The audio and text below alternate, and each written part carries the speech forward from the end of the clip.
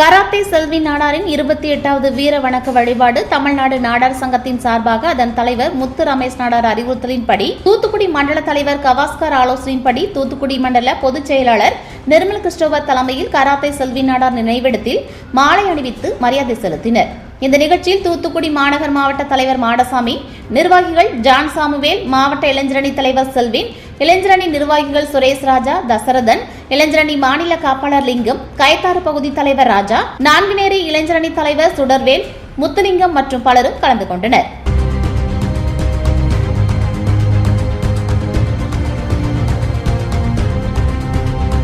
நான் நிர்மல் கிறிஸ்டோபர், தமிழ்நாடு நாடார் சங்கம் தூத்துக்குடி மண்டல செயலாளர். இவங்க திருச்செந்தூர் தொகுதியில் இருக்காங்க. இவங்க தூத்துக்குடி மாவட்டம்.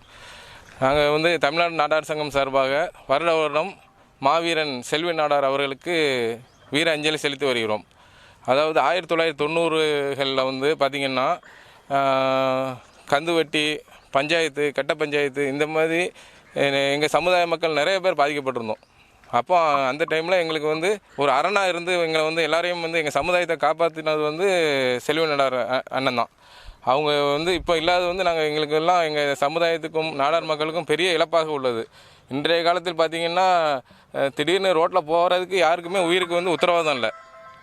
அந்த மாதிரி எங்கே பார்த்தாலும் கொலை கொள்ளைன்னு ஏகப்பட்ட நடந்துக்கிட்டு இருக்குது. எங்கள் சமுதாய மக்களுக்கும் பாதுகாப்பு இல்லாத நிலைமை உள்ளது. அதனால் இப்போ எங்களோட சமுதாயம் மெயினாக நாங்கள் நம்பி இருக்கிறது கல் தான். பனை சார்ந்த தொழில்களில் தான் நாங்கள் மெயினாக இருக்கிறோம். ஆனால் அதிலேயே இப்போ நம்ம தமிழக அரசு தடை பண்ணி எங்களோட வாழ்வாதாரத்தை நசுக்கிக்கிட்டு இருக்குது. அதனால் கல்லுக்கடை திரும்பவும் திறக்கிறதுக்கும் எங்களோட சமுதாயம் வாழ்வில் முன்னேறதுக்கும் இந்த தமிழக அரசு ஆவணம் செய்ய வேண்டும். அதனால் எங்களோட தமிழ்நாடு நாடார் சங்கம் சார்பாக இதனை முக்கிய கோரிக்கையாக வைக்கிறோம். மாவீரன் செல்வி நாடார் அவர்களுக்கு வீர வணக்கம் செலுத்த வந்த அனைவருக்கும் தமிழ்நாடு நாடார் சங்கம் சார்பாக நன்றியை தெரிவித்துக் கொள்கிறோம்.